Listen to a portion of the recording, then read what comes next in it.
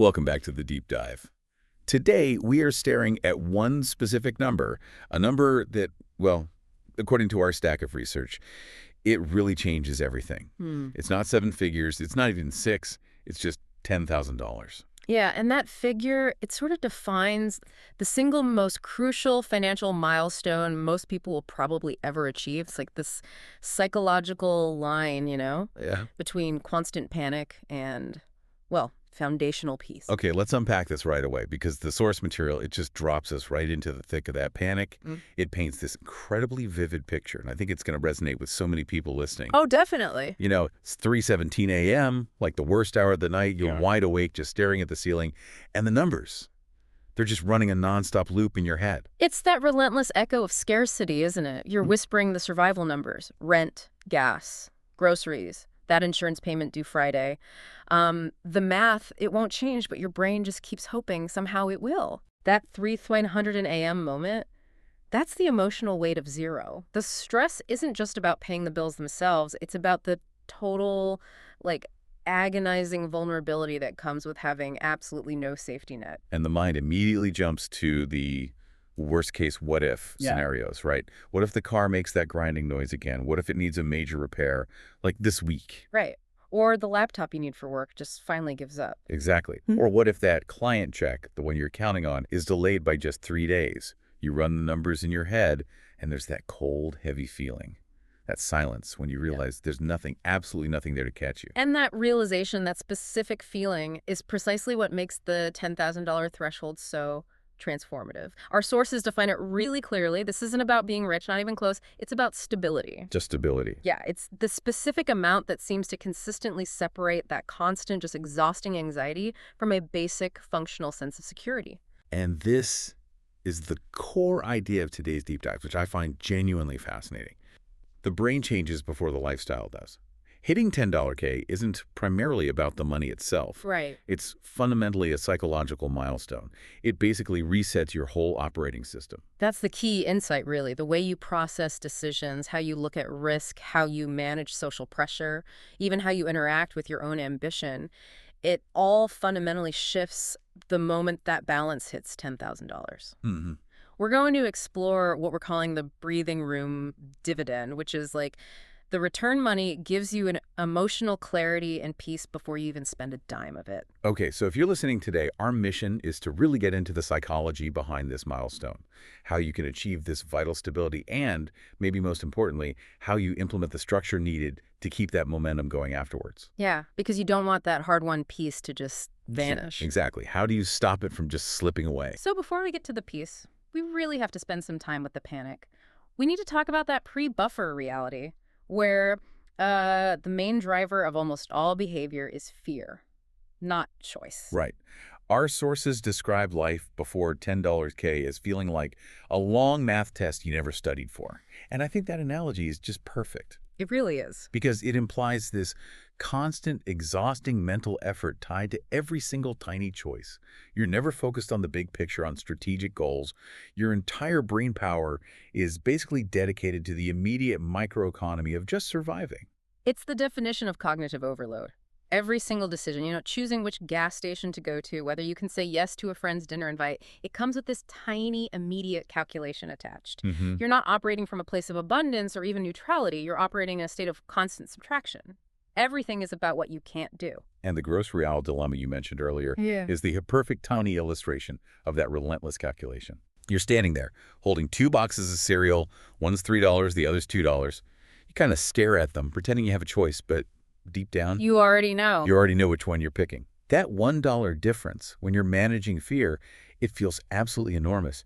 And doing that kind of tiny calculation over and over, it just wears you down. And because that happens, dozens of times a day, it creates this intense decision fatigue.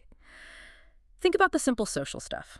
A friend texts, "Hey, dinner Thursday." Yeah. Before you can even type back, sure, you're pulling up the banking app. You're mentally subtracting tomorrow's gas money, the electric bill you think is coming, that grocery run you have to make, all before you commit to a maybe $20 meal. Wow. So you're not really living your life. You're just constantly negotiating. Negotiating with every price tag, every opportunity, every suggestion from someone you care about. Exactly. And that constant negotiation, it just wears people out emotionally. It makes every transaction feel like this high stakes gamble. Yeah, I can see that. And what's really interesting is how often this anxiety kind of disguises itself as a positive thing.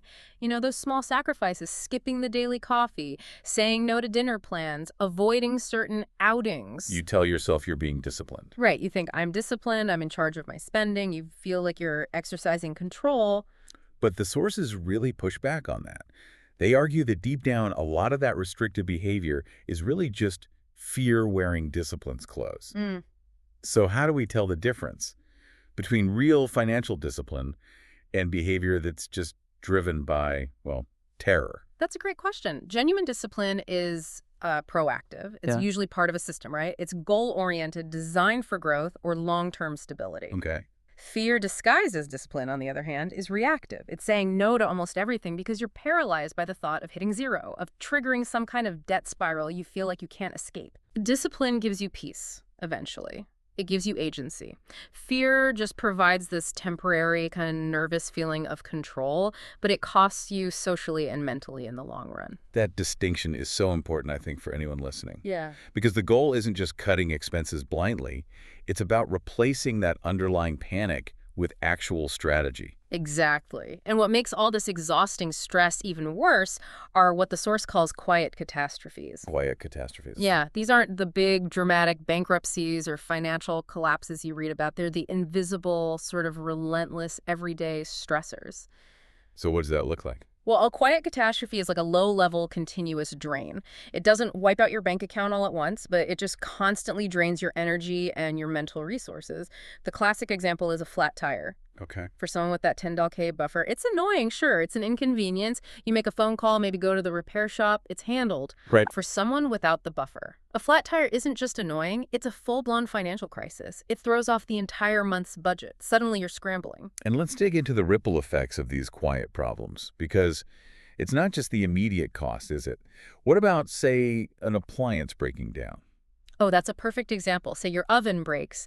If you have the buffer, okay, you call a repair person, maybe it's a $500 bill, you deal with it. It's a hassle, but it's contained. Mm-hmm. If you don't have the buffer, that broken oven isn't just a $500 problem. It's a fundamental shift in your quality of life.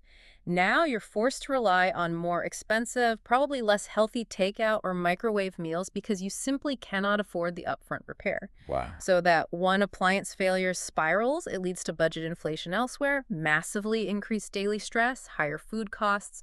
It just keeps echoing. So the initial financial hit is actually less damaging than the sort of emotional and logistical fallout it creates. Yeah. It's like the hidden interest rate of being broke. That's a great way to put it. Absolutely. Another really crucial example is the indignity of small debt moments. What do you mean? That flush of shame when your card gets declined for something small, like under $10. A parking meter fee, a small road toll, maybe just a coffee and a snack. Oh, yeah. That feeling. That moment of public embarrassment, maybe in front of a cashier or even a colleague, that's visceral proof that you are walking a financial tightrope. And it rewires your behavior. It makes you withdraw socially, avoid situations where you might risk that happening again. So when you're constantly operating on that really fragile edge, dealing with this pervasive, like, background hum of stress, the biggest hidden cost, according to the research, is that long-term strategic thinking just stops. It completely shuts down. Yeah, your brain is essentially locked in survival mode. Okay. It can only process immediate threats. You stop asking the important questions like, what's my goal for next year? What skills should I be learning? What's the next step in my career? Your entire focus just shrinks down to the single kind of desperate question, what breaks next? You're not planning for growth anymore. You're just bracing for impact. Wow. So that $10,000 buffer, it's literally buying back that mental space. It's giving you permission to finally look up from the battlefield. Okay, that brings us to the moment the balance finally hits 5 figures. This is what you call the flip, from survival to accountability. Exactly. And what's really fascinating here is this paradox of security. Most people, I think, expect reaching $10K to feel like pure, unadulterated safety, just massive relief. Yeah, you'd think so. But our sources say instead of just safety, what it primarily introduces is responsibility. Responsibility. Yeah. That's interesting. So you stop being defined by, like, being Sure. broke, and you Uh-huh. start being defined by being accountable for this money. Why does it feel like pressure, though, even when it's supposed to be protection? Because that $10K, it's no longer just a shield against disaster, it's potential capital. And potential comes with weight. It demands strategic thought. When you were operating at zero, spending $50 might have felt like a quick fix, or maybe even impossible. Now, spending $50 is a strategic choice. You suddenly start asking these new, harder questions. It's like what? Like, do I really need this, or am I just kind of sabotaging the momentum I built? Should I be investing some of this $50 instead? Am I actually using this money in a way that aligns with this new stability I have? Gotcha. So you realize you've successfully escaped survival mode only to land squarely in what you call management mode. Exactly. And this, according to the research, this is actually the most dangerous zone for backsliding. Really? Why? Because comfort is sneaky. That huge feeling of relief, it's wonderful, but it's also deceptive. A lot of people backslide right here because they mistake that temporary comfort for permanent security. They let go of the very habits that got them there in the first place. Okay. So the first $10K doesn't actually buy you total freedom then. Oh. It buys you awareness. Precisely. Awareness of how easily that capital can just evaporate and how hard that piece is to earn back once it's gone. You suddenly start noticing all the tiny systemic leaks in your old habits, things that were completely invisible when you were just scrambling to cover the big bills. What kind of leaks are we talking about? Oh, those forgotten $9.99 subscriptions you signed up for ages ago, the daily treat yourself coffee that, adds up to a mortgage payment over a year if you actually tracked it. The impulsive online buys late at night. Right. They all tend to stem from that dangerous post-buffer mindset, which is, I'm safe now, I can afford this little indulgence. And if you don't catch those micro behaviors, the $10K disappears not through one big disaster, but just through 1,000 tiny, seemingly harmless little swipes. Which is exactly why we need to introduce this idea of a mandatory structure for stability, the $10K filter. Okay, let's define this clearly. The filter. Yeah. It's like a mental model that decides what stays, what goes, and what grows. Yeah, think of it as an invisible but constantly running operating system for your money. It's what separates the people who protect the wealth they've earned from those who kind of unconsciously let it slip away through complacency. It's this constant, quiet internal question. Is this purchase necessary? Is it strategic? Or is it just consumption? Is it just noise? So saving your first $10K isn't the finish line like so many people assume. Not even close. It's more like the entrance exam into a whole new way of thinking. From this point on, every financial decision, every potential expense needs to run through this intentional filter. #beat IV. The 3 transformations. After $10,000, detailed analysis. Okay, and here we're getting into the real heart of this deep dive. The 3 major, really profound transformations that tend to happen once that $10,000 buffer is actually secured. Right. The first one is the financial identity shift. This is the deep internal rewiring that happens, moving from scarcity thinking to stability thinking. And the core shift is really in the questions you habitually ask yourself. Okay, so you swap that defensive question. How do I escape being broke for something more offensive? Yeah. Like, how do I manage the security I have now and make it last? Precisely. And that transition instantly changes your relationship with time. When you were operating near zero, life felt like this frantic countdown, always driven by the next bill. Time felt accelerated, maybe even borrowed. Yeah, constantly chasing the clock. Exactly. With $10K in the bank, that countdown just stops. And time actually feels like it slows down because stability has effectively bought it back for you. You're no longer living paycheck to paycheck. You're starting to live goal to goal. You call this process wealth identity calibration. It's like resetting an internal thermostat. That's a good analogy. Think of it like this. Yeah. Your brain's default setting used to be hypervigilance, right? Constantly scanning for threats, relying on immediate fixes just to get through the day. Now the thermostat gets reset to stability. The brain is no longer obsessively chasing the absolute lowest price or the deepest discount on everything. Instead, it starts chasing long-term strategic direction. So the focus changes. You move from, say, bragging about saving $5 on coffee. Yeah, which felt like a win before. To being quietly proud of protecting yourself from the chaos that the buffer was designed to help you escape in the first place. Exactly. And this shift translates into this kind of quiet confidence. You start raising your standards, not necessarily your spending, that's key, but your standards for how you use your time and energy because you value the peace that stability brought. So you stop tolerating things that drain you. You do. Hmm. You cease tolerating the low-level chaotic environments or maybe even people that constantly drain your energy. Protecting your focus, protecting your sleep, protecting your boundaries, that becomes just as strategically important as protecting the actual money. That's really the hallmark of what we call the regulated builder mindset. And maybe the most tangible evidence of this internal shift is in the language you use. That really powerful swap you mentioned, I can't afford that, gets replaced by, that's not a priority. Yes. It's such a crucial shift. It's like an act of self-reclamation. Saying, I can't afford that, positions you as powerless, right? Subject to external forces. Mhm. Saying, that's not a priority, demonstrates internal agency. It shows you're aligned with a higher goal. You're actually rebuilding self-respect by affirming that your decisions are strategic, not just dictated by constraint. And you start looking at every potential purchase through this little micro test. Yeah. Does this feed my future or does it just drain my progress? Once you start seeing your spending through that lens of strategic alignment, it becomes almost impossible to go back to just thoughtless consumption. It changes everything. And ultimately, this skill of stability, it kind of spills over into other areas of life. Oh, definitely. The anxiety is reduced, the chaos is dialed way down, and you suddenly find yourself sleeping better, maybe organizing your calendar more effectively, even having smoother relationships. Because that constant background noise of financial stress is gone. You finally get to experience the immense value of that breathing room dividend we talked about. Okay, but that newfound peace, it gets tested almost immediately, right? That brings us to transformation 2, the shift in social and relationship dynamics. This is governed by what you call the financial boundary principle. Money changes conversations long before it changes, say, your wardrobe.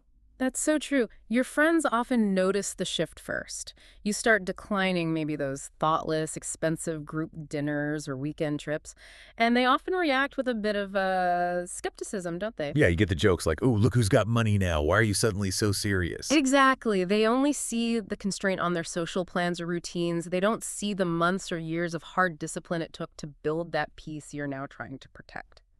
And then comes probably the biggest emotional hurdle, the emotional tax levied by family requests. The source highlights this perfectly. Dealing with that family member who needs a loan, asking, "Hey, can you help me out just this once?" Ugh, yeah, that's a tough one. Before you hit $10 K, the answer was often physically no, but it probably came with this paralyzing guilt. After $10 K, the answer might still be no, or maybe not right now, but it requires real emotional courage because you're consciously forced to choose protecting your hard-won stability over providing temporary emotional relief or maintaining a certain reputation within the family. You realize they're basically asking you to chip away at the very foundation you just struggled so hard to build. And that is the absolute core of the financial boundary principle. The realization is harsh, but it's true. Saying no in this context isn't selfish, it's sustainable. Sustainable. Okay. You cannot, in good conscience, keep emptying your own buffer, the one that took maybe years of struggle to build to solve someone else's recurring financial issues, only to potentially drag both of you back into that state of pre-buffer anxiety. Wow, that must be incredibly difficult to stand firm on, though. Yeah. You probably feel immense guilt long before you feel any gratitude for having set that boundary. It takes tremendous emotional maturity, no doubt about it. But the shift, once you start doing it, is profound.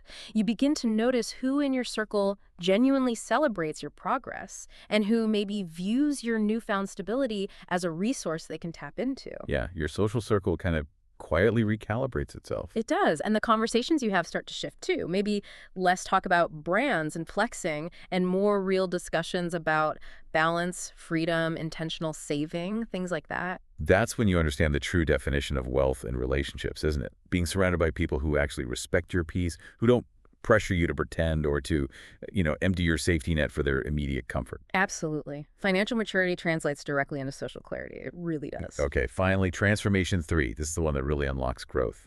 Opportunity recognition. Your eyes actually change. You move from mostly seeing obstacles and reasons to panic, Yeah. to seeing possibility and leverage. Right. When that constant survival pressure is lifted, your mind naturally defaults towards strategy. The focus shifts from, How do I possibly afford this bare minimum thing?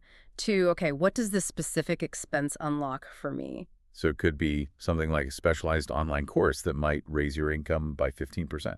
Exactly. Or maybe it's investing in a crucial networking trip that could lead to bigger things. Or even just buying a small tool or piece of software that saves you, say, 10 hours of tedious work every single week. That's leverage. Okay. The buffer allows you to move into that strategic mindset. hmm And you define this through the three-tier wealth system. Yeah, it's a simple framework. Tier 1 is security. That's your $10 K foundation, your peace of mind capital. Nothing happens without that. Right. Tier 2 is growth. This is where you put money into investments, skills, maybe assets that compound your returns over time. And tier 3. Tier 3 is leverage. These are the systems, maybe businesses or assets, that start to work while you rest. Passive income streams, things like that. Every decision, once you have the buffer, can be judged by its ability to help you move up through those tiers. And thinking in tiers like that changes how you handle setbacks, doesn't it?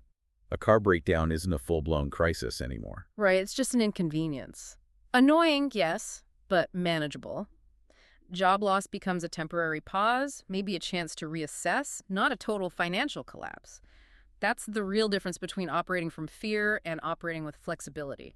This is where most people discover that quiet secret you mentioned. Peace is profitable. Yes, calmness leads directly to clarity. And clarity fundamentally creates better financial returns in the long run than obsessing over any stock chart. When you're operating from a place of peace, your judgment just improves exponentially. The sources really hammer this point home with the negotiation example. You negotiate totally differently when you don't desperately need the outcome. Oh, absolutely. Think about renegotiating a contract, or asking for a raise, or even buying a car. If you're broke, you're basically begging. You'll likely accept the first offer you get out of sheer terror of getting nothing. If you have that $10 K buffer, you can confidently hold the line. You can push back for the value you know you deserve. You have the power to walk away if the deal isn't right. That small buffer buys you the leverage to negotiate potentially 5 or 10 times its value over the course of just a single year. So people might think you just got lucky, but really you were just calm. And exactly. And calm people notice opportunities. They see doors that panic keeps firmly shut. Time itself becomes a strategic currency. A free Saturday isn't just for recovering anymore. It's a chance to learn a new skill. An extra $500 isn't just relief, it's potential seed money for a side project. Wealth is ultimately about where you put your attention, isn't it? Yeah. And strategic allocation. That's it. The $10 K frees up your attention to focus on what actually matters for long-term compounding growth. Okay, we've established the peace and the power that $10 K provides. Yeah. But now we have to talk about the hidden danger that comes right after. The hidden trap of first success. And this is governed by what you call the direction rule. Yeah, this is such a critical point. This is the moment where, honestly, most people falter.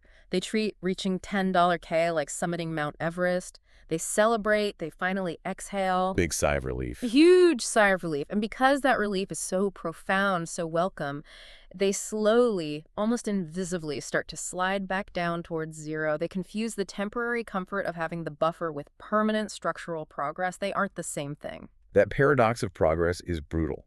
The intentional habits, the budgeting, the consistency, avoiding needless spending, the very things that built the buffer. They start to vanish the second comfort walks in the door. The sources have a great line. Comfort kills more dreams than struggle ever will. It's so true. When struggle sharpens your focus, comfort tends to dull your urgency. You start indulging again. Maybe you skip the budgeting routine just this once. You order takeout more often because, hey, you deserve it. Yeah, I've earned this. Exactly. And slowly, those intentional behaviors that created this stability just disappear under the weight of relief and maybe a little self-entitlement. And this is the key distinction you make between savers and builders. Right. Savers hit the milestone, maybe $10, maybe $20, and they basically stop. They feel safe, so they ease up on the throttle. They prioritize preserving what they have over expanding it. But preservation without direction, well, that's just stagnation. Okay, so what do builders do? Builders hit that milestone, they treat it like base camp 1, and they immediately re-aim for the next peak. They see the $10 K as proof of concept, proof that their system, their discipline actually works, and then they leverage that system for faster growth towards the next goal. Okay, that leads us directly to the crucial non-negotiable mandate for anyone who reaches this point, the direction rule. Yes, the direction rule states, every single dollar you have must have a destination. It needs a job or a specific goal attached to it. Why is that so critical? Because if money doesn't have an assigned destination, it succumbs to financial gravity. It finds the path of least resistance, and that path is always consumption. Always. Always. Unassigned money inevitably leaks out through those coffee runs, the impulse buys on Amazon, the minor indulgences that seem harmless in the moment. It's not bad luck. It's simply a failure of direction. So the really critical question isn't just how much have I saved? Yeah. It's does every dollar of that savings know where it's supposed to go next? Because direction beats discipline every single time. Think about it. A highly disciplined person with no clear goal will eventually just run out of willpower. They'll get tired. Hmm. But a directed person, even someone who has occasional lapses in discipline, keeps moving forward because the goals and the allocations are set in advance. The system pulls them along. So if you've got $10 K just sitting there, parked in a savings account, are you letting inflation nibble away at it? Or have you actively assigned every single one of those dollars a specific job? Some to protect, some to grow, some maybe to invest in learning. The builder mindset treats money like employees. Payday isn't just money hitting your account. It's the staff meeting where you allocate responsibilities to each dollar. You don't just spend, you allocate. That shift in thinking, it transforms the $10 K from just a passive safety net, something you're constantly afraid of losing, into an active launchpad, something that's constantly generating and managing forward momentum. Exactly. The challenge shifts. You stop asking, how long can I possibly keep this money safe? And you start asking, okay, where is this capital supposed to go next to build the future I want? All right, so to manage this hard-won momentum and actually enforce that direction role, you need a really solid, almost impermeable structure. This is where we break down the 5-layer $10 K filter framework. Think of it as the mental operating system that ensures your security doesn't just slip away through complacency. Okay, 5 layers. Let's start with layer 1, income flow. This sounds like the foundation. You have to understand the rhythm of what's coming in with absolute clarity. Yeah, absolutely foundational. Most people, they only really focus on the number on their main paycheck, right? Maybe it comes every 2 weeks, maybe once a month. But they often neglect mapping out the full cash rhythm over, say, a 6-week or even a 3-month cycle, especially if they have variable income, freelance spikes, quarterly bonuses, maybe income from a side gig that comes in bursts. Right. If you can't reliably predict your inflow, even roughly, you can't possibly protect your outflow strategically. Exactly.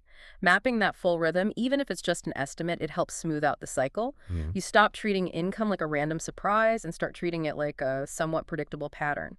That allows you to proactively manage for the inevitable leaner periods. The core insight here is simple. Money behaves better when it feels expected. When you know a leaner month is probably coming up, you manage the preceding peak month more strategically. You save more. Maybe you cut back discretionary spending proactively. This simple awareness dramatically reduces financial anxiety. Okay, that makes sense. Layer 2 is expense awareness. This sounds like it requires some deep introspection, knowing where every dollar is going, not to shame yourself about spending, but just to understand its job. Precisely. Not about shame, it's about clarity. The filter helps categorize all expenses into 2 really clear groups. They're either guards or they're leaks. Okay, guards versus leaks. Let's define these with some solid examples because this feels crucial for anyone listening. What counts as a guard? Guards are the expenses that actively protect your foundational stability or significantly increase your potential for future growth. These are usually the non-negotiable foundations, things like rent or mortgage, health insurance, essential utilities. The basic. The basics, yeah. But also, strategically, things like payments on debt you're actively tackling, contributions to your emergency fund, maybe a high-quality education course that directly boosts your earning potential, or even strategic technology upgrades like better internet if they save you significant time or increase your professionalism. They are mission-critical protectors or builders. Got it. And leaks. These are the insidious destroyers of calm. That's a good way to put it. Leaks are those expenses often disguised as comfort or convenience that quietly steal your capital and your clarity.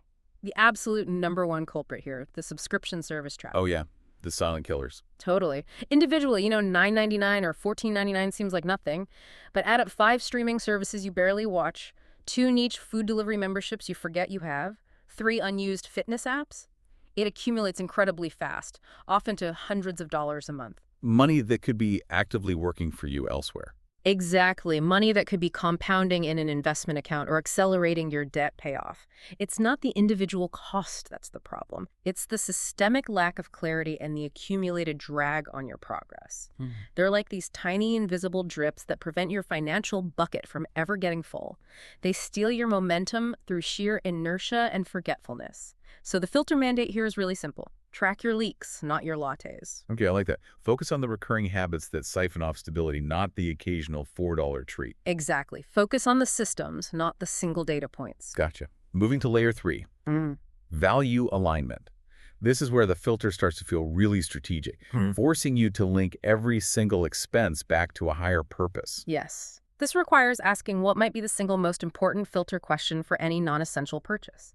Does this genuinely buy me back time? Does it contribute to my growth? Or does it significantly enhance my peace of mind? Time, growth, or peace? Right. If the honest answer is none of the above, then it's probably just clutter. Financial clutter, maybe physical clutter. And it's likely dragging your progress backward, even if it feels good in the moment. We noted earlier that truly wealthy people aren't necessarily frugal in the traditional sense. They are aligned.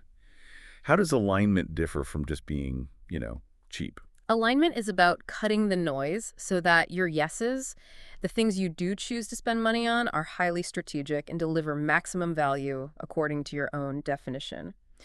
Frugality often focuses solely on minimizing spending across the board. Alignment focuses on maximizing the return on investment for the spending you choose to do. Can you give an example? Sure. Being cheap might mean buying the absolute lowest cost tool for a job, even if it breaks quickly or is frustrating to use. That forces you to waste time, energy, and maybe even more money replacing it later. It costs you peace. Right. An aligned purchase might mean spending a bit more on a higher quality tool that lasts longer, works better, saves you time, and reduces frustration. It solves a long-term problem and supports your goals. Okay, give us another detailed example of strategic alignment in action, maybe something relatable. Okay, consider the decision to upgrade your home internet package, or maybe get a second monitor if you work from home. Hmm. If you're a remote employee or a freelancer, maybe paying an extra $30 a month for significantly faster, more reliable internet isn't an indulgence. If it prevents dropped calls during important client meetings or allows you to upload large files much faster, it buys you professionalism, growth, and reduces daily stress. Peace. That's a strategic investment in the business of you. So alignment turns spending from just consumption into actual strategy. Perfectly put. Okay, layer 4 is compounding choice. This sounds like the mechanical enforcement of the direction rule we talked about, basically, automation. Exactly. Automation is the absolutely critical bridge between your good intentions and actual consistent results. Especially once you cross that $10K mark and have a little breathing room, you must set up rules that move money for you while you sleep. Like auto-investing a fixed percentage each month. Yeah, or auto-transferring any amount over your target buffer into a growth account at the end of the month. Auto-paying all your essential bills so you never miss one. Setting up automatic contributions to savings goals. This ensures that your forward momentum doesn't rely on you mustering up willpower every single day or week. That is the entire goal. You eliminate the daily or weekly emotional battle of, should I save this? Should I invest this? Automating even a tiny action, let's say. Setting up an automatic transfer of $50 into an investment account every single Friday requires one decision, one time. And then a year later, you've got over $2,600 plus any growth that you never had to actively think about or stress over or debate internally. It just happened. This is discipline that runs on autopilot. And the key insight, discipline that runs on autopilot never crashes. It guarantees consistency, it guarantees growth, regardless of your mood that day. Love that. Okay, finally, layer 5, future design. This sounds like it shifts the entire emotional core of why you're saving in the first place. It really does. You consciously shift from saving away from potential disaster, which is where the initial emergency fund focus lies, to saving toward a specific desired direction. Your savings goals stop being just a set of panic buttons for emergencies and start becoming coordinates on a map towards a future you're actively designing. Instead of perpetually asking, oh God, what if it all goes wrong? You start proactively asking, what am I building toward? What does the ideal future state actually look like? And how does this money get me there? So the emergency fund is like passive protection. Yeah, it's defense. But future design is active creation. Offense. Exactly. Saving for, say, a down payment on a home or for travel specifically to study a new skill in another country, that feels fundamentally different. It's energizing, it's motivating, it pulls you forward. Right, compared to just saving just in case the roof leaks, Mhm. which feels heavy. It does. One mindset saving just in case anchors you to fear. It requires constant discipline just to fight that underlying fear. The other mindset saving towards something exciting builds freedom and actually provides its own propulsion. It makes saving easier, more joyful. So the takeaway is, your savings shouldn't just guard you anymore. They should guide you. That's the goal. When all five of these filters, income flow, expense awareness, value alignment, compounding choice, and future design, are running together consistently, your money starts to become a mirror of your deepest values, and clarity starts to compound even faster than interest. Okay, we've journeyed all the way from the, frankly, trauma of scarcity to implementing this really strategic stability. Mhm. As we wrap up, let's take a moment to recognize the profound meaning behind achieving that security. Yeah, we call this the proof principle.